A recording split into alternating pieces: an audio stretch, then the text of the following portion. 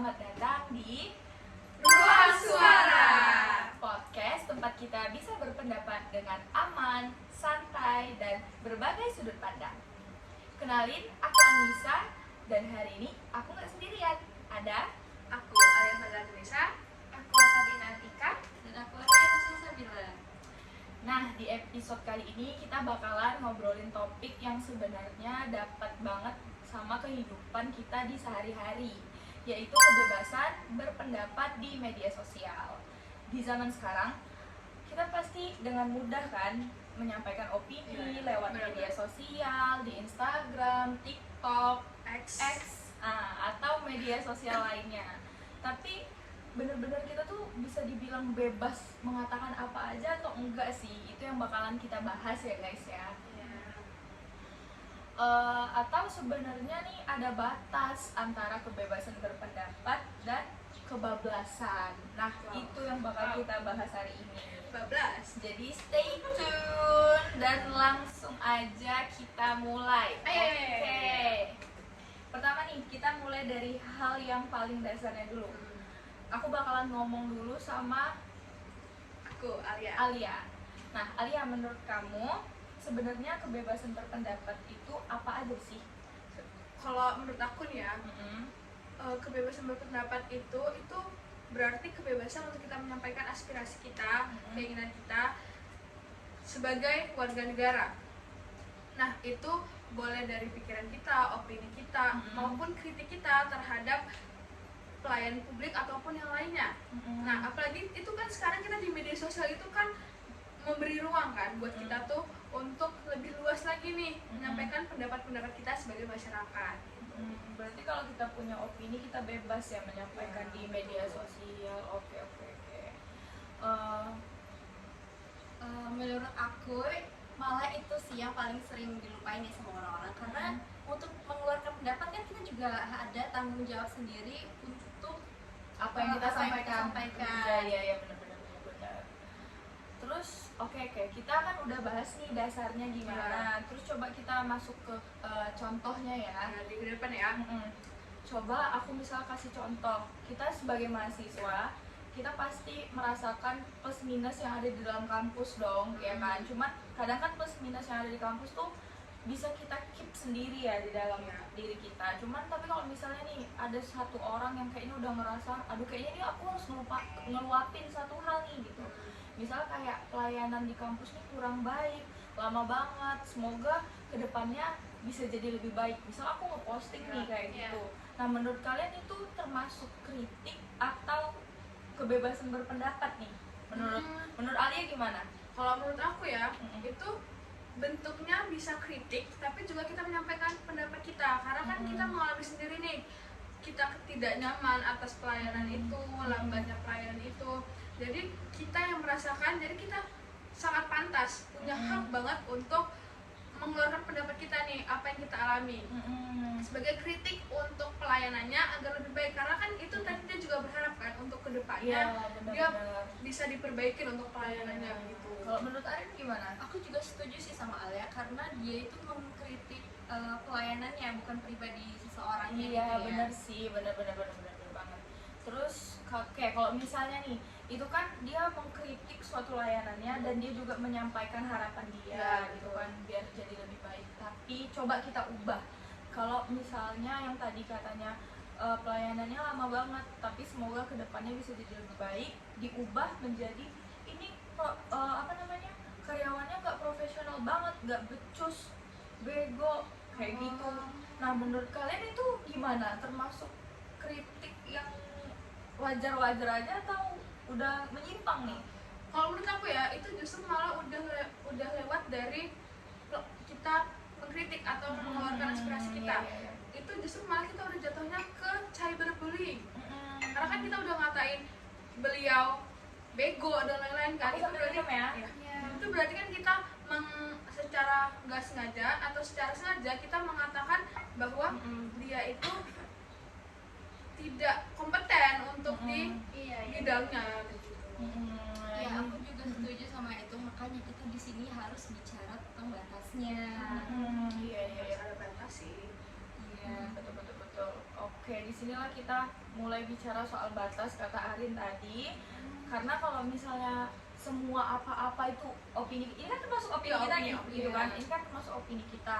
Balik lagi ke pembahasan kita sebelumnya, itu termasuk opini mereka juga. Ya, Nah, ini betul. kita ambil opini kita juga. Tapi kalau misalnya semuanya berpatokan pada opini kita masing-masing, kayaknya orang pada bakalan nggak percaya gitu loh kalau Ya. misalnya nggak ada satu hal yang mengaturnya, Ah. ya kan? Dia Itu yang merasa bakal opini kita dia bahas. paling benar. Benar. Nah, oke, sekarang kita ke Sabrina. Kalau menurut Sabrina dari segi perspektif hukumnya, apa yang perlu kita perhatikan? Dalam perspektif hukum sih ya, dalam Mm-mm. UU ITE tentunya, Mm-mm. di situ ada ketentuan itu mengenai penghinaan atau pencemaran nama baik melalui sistem elektronik. Ya. Jadi kita nggak bisa langsung nganggep itu tuh setiap kritik sebagai pelanggaran hukum, nggak bisa. Kayak isi, konteks, dan tujuan dari pernyataan tersebut juga perlu dilihat Betul. dari beberapa sisinya. Oke. Berarti coba aku tanya ke Sabrina. Sebenarnya UU ITE ini dia tuh lebih ke membatasi kebebasan berpendapat masyarakat atau justru malah melindungi masyarakat? Menurutku melindungi sih. Melindungi. Coba kita bahas ke Alia deh. Oh, ya. Alia, gimana? Kalau menurut aku UU ITE itu Mm-mm. berfungsi untuk melindungi kita masyarakat. Jadi secara nggak langsung UU ITE itu mungkin beberapa orang menganggap itu adalah membatasi untuk kita bersuara. Tapi kalau nggak ada batasnya, kita bisa aja menghina orang lain sesuka hati kita, malah bablas kan jadinya. Nah, dengan adanya UU ITE ini kita tidak ada batas nih. Oh, sampai sekian nih kita cuma bisa untuk mengkritiknya. Kalau lebih kita berarti sudah melanggar. Oke. Kalau Arin gimana, Arin? Menurut aku kita juga nggak bisa menggunakan alasan kebebasan berpendapat untuk menggunakan penghinaan, ancaman atau menyebarkan tuduhan yang merugikan orang lain sih. Iya sih. Terus tapi guys, kalau misalnya kan udah dibahas sama Alia, Sabrina dan juga Arin, kalau misalnya kebebasan berpendapat itu bukan berarti kita bebas-bebas aja nyampein Iya, semua apa yang menurut kita kayaknya ini benar, tapi sebenarnya itu ada yang salah gitu kan. Iya. Nah, sedangkan kan udah ada UU ITE-nya juga. Nah, jadi tuh sebenarnya kalau misalnya nih masih ada orang yang ngeposting kayak gitu di media sosial, jadi sebenarnya tuh ini masalahnya ada di UU ITE atau cara kita yang menggunakan media sosial. Karena kalau menurut aku UU ITE-nya udah benar banget ngatur. Menurutku ya itu tuh harus seimbang.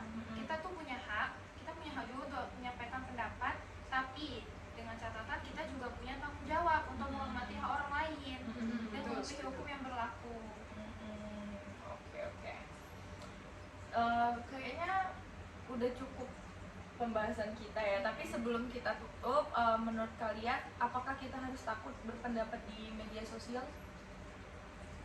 Dari aku dulu mungkin ya. Nah, Kalau menurut aku kita sangat wajar, sangat pantas kalau kita ingin mengeluarkan pendapat kita di media sosial. Justru malah harusnya kita jangan takut, malah kita harusnya berani karena betul.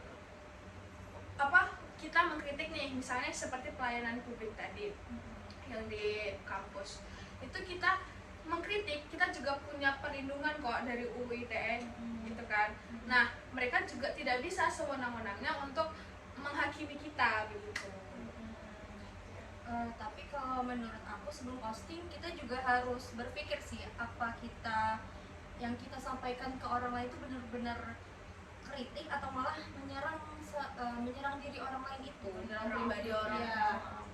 Terakhir nih ya, gak kalah penting, kita juga harus memahami batas hukumnya. Jadi bukan takut untuk berbicara, tapi kita juga harus tahu nih gimana cara berbicaranya itu dengan bertanggung jawab, ya. Be wise. Jadi intinya dari pembahasan kita ini bisa disimpulkan bahwasannya kebebasan berpendapat merupakan hak yang penting dalam kehidupan berdemokrasi gitu kan. Betul. Tapi kebebasan bukan berarti kita bebas mengatakan apa saja tanpa mempertimbangkan orang lain juga. Nah, jadi guys, kalian semua jangan takut ya untuk bersuara, untuk berpendapat di media sosial. Dan jangan lupa juga untuk selalu bertanggung jawab. Dan juga memahami batas hukum sebelum menekan tombol upload. Remember guys.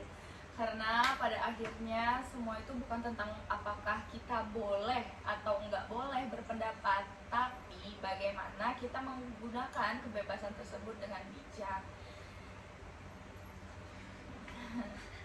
Oke. Sabar ya, sabar. Thank you buat kalian yang udah dengerin Ruang Suara. Semoga obrolan kita hari ini bisa lebih bijak dalam menggunakan media sosial. Betul. See you di episode berikutnya. Bye bye. Thank you. Oke, tapi bye. Itu udah berapa menit ya? Gila, one take loh. 11 menit. Udah pas, Oke, pas, oke, oke. pas. Tinggal 2 menit